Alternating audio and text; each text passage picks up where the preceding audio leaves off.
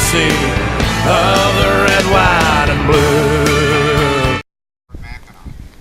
Now, if we were a good artillery crew, and there were about 9 of us up here, which is what would make up a crew, we would load this with 20 ounces of black powder, and we would be able to hit the tree on that island out there. We have no idea which tree. We're pretty sure we could hit the island.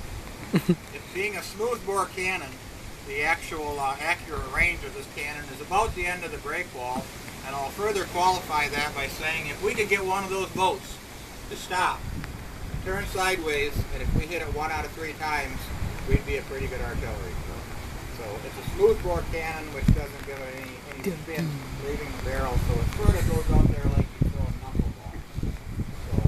But anyway, we'll go ahead and load and fire this cannon. The first thing is to seal off the fuse hole in the back with a leather patch. This is called thumb stalling.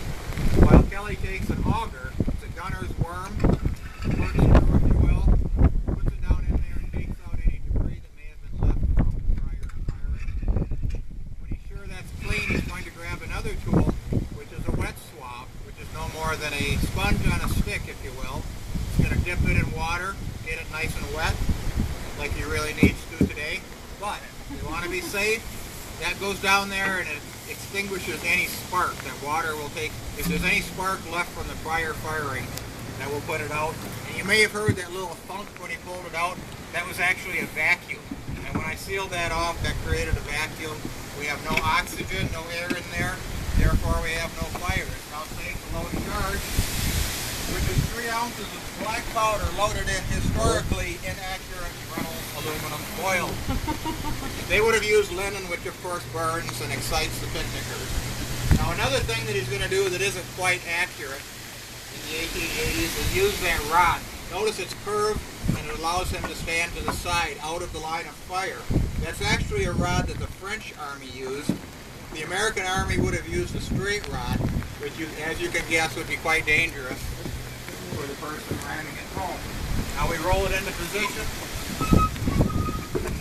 A couple more steps to fire. The first thing is to take a brass rod called a gimlet.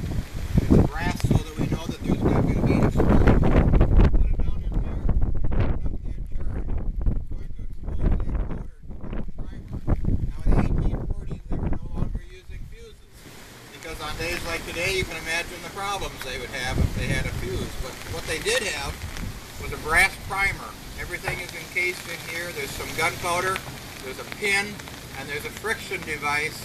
And when you pull this pin, it simply sparks and shoots this charge into the larger charge, firing off our cannon. Now he's going to attach a lanyard to that pin that I just told you about on the primer. Stand off to the side. If this were a full charge, a combat charge of 20 ounces, that 2,200-pound cannon would jump backwards about 15 feet, even though they had it staked down. So it's a pretty dangerous place to be. So now that he's off to the side, I'm going to use my earplugs. Recommend you do the same. There are only 2 commands to fire this cannon, and they are ready, fire.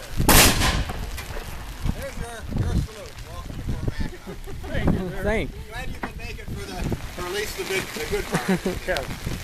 Any questions, we'd be glad to answer them. Otherwise, it's going to be a tour down on parade ground, led by another one of our soldiers.